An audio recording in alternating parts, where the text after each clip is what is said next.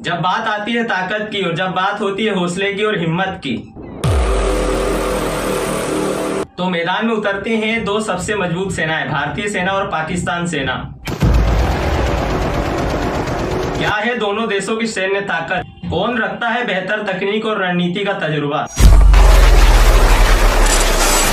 जुड़िए हमारे साथ इस अनोखे सफर में, जहां हम करेंगे दोनों सेनाओं की ताकत, तैयारी और समर्पण की गहराई से तुलना। तो देखते हैं कौन है सबसे ज्यादा शक्तिशाली। तो चलिए शुरू करते हैं।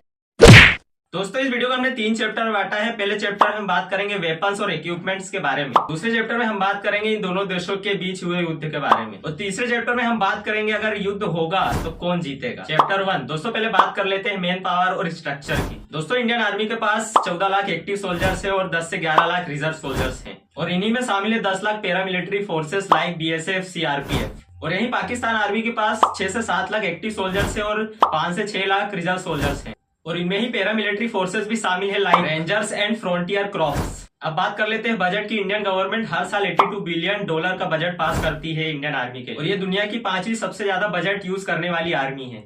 और इंडियन आर्मी इसे इंफ्रास्ट्रक्चर, सोल्जर्स की सैलरीज, डेवलपमेंट और न्यू वेपन्स खरीदने में खर्च कर देती है। पाकिस्तान की गवर्नमेंट $11 बिलियन बजट पास करती है पाकिस्तान आर्मी के लिए। अब बात कर लेते हैं वेपन्स की और इक्विपमेंट्स की। इंडियन आर्मी के पास लगभग 4600 टैंक है और 8700 से ज्यादा कॉम्बैट व्हीकल्स है और 270 से ज्यादा मिसाइल लॉन्चर्स है। और वहीं पाकिस्तान की बात करें तो इनके पास 2500 से ज्यादा टैंक है, 3000 से ज्यादा कॉम्बैट व्हीकल्स है और 150 से ज्यादा मल्टीपल लॉन्चर्स है। और वहीं बात करें एयरफोर्स की तो इंडियन एयरफोर्स के पास लगभग 1700 से ज्यादा एयरक्राफ्ट हैं, जिसमें शामिल है Sukhoi, Mirage and Rafale. Pakistan air force के पास 600 से ज्यादा एयरक्राफ्ट हैं और जिसमें मॉडर्न जेट्स हैं, F-17 थंडर और F-16। और यही बात करें नेवी की तो इंडियन नेवी के पास एक एयरक्राफ्ट कैरियर है, 15 सबमरीन्स हैं और 150 से ज्यादा वारशिप्स हैं। और यही बात करें पाकिस्तान नेवी की तो इनके पास 8 सबमरीन्स है और 17 पेट्रोल वेजल्स हैं, यानी कि शिप्स। अब बात कर लेते हैं न्यूक्लियर कैपेबिलिटीज की और मिसाइल सिस्टम की। इंडियन आर्मी ने पहली बार 1974 में न्यूक्लियर टेस्ट किया था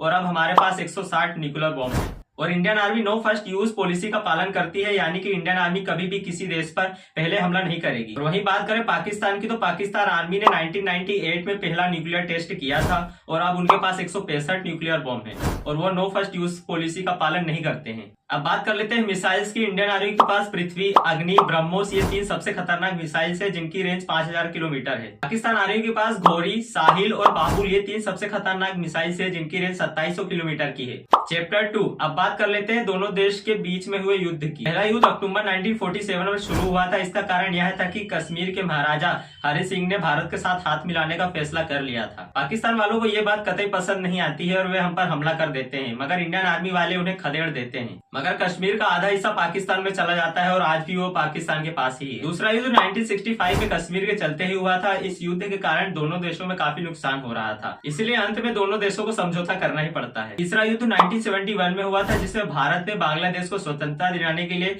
समर्थन किया था और पाकिस्तान के 93,000 सैनिकों ने अपना आत्मसमर्पण कर दिया था और बांग्लादेश ने स्वतंत्रता प्राप्त कर ली थी। चौथा युद्ध 1999 कश्मीर के कारगिल में हुआ था, जिसमें पाकिस्तान के कुछ सैनिक कारगिल में घुसपैठ कर देते, लेकिन यह युद्ध भी भारतीय सेना ने जीता और कारगिल को अपने कब्जे में कर लिया। चैप्टर 3। अब बात कर लेते हैं अगर इस समय इन दोनों देशों में युद्ध होगा तो कौन जीतेगा। अगर देखा जाए तो दोनों देशों के पास ही बराबर सैन्य बल है, मगर इस वक्त जो पाकिस्तान की कंडीशन चल रही है कि खाने तक का पैसा नहीं है, पूरा देश कर्जे में डूबा हुआ है और उनकी डेमोक्रेसी तक खतरे में है। और ऐसी सिचुएशन में युद्ध होगा ही नहीं, अगर होगा भी तो भारत के जीतने के ज्यादा चांसेस। आपको क्या लगता है कौन जीतेगा? आप अपनी राय कमेंट में जरूर बताना और वीडियो अच्छी लगी हो तो लाइक कर देना और चैनल को सब्सक्राइब कर लेना। मिलते हैं नेक्स्ट वीडियो में। जय श्री राम दोस्तों।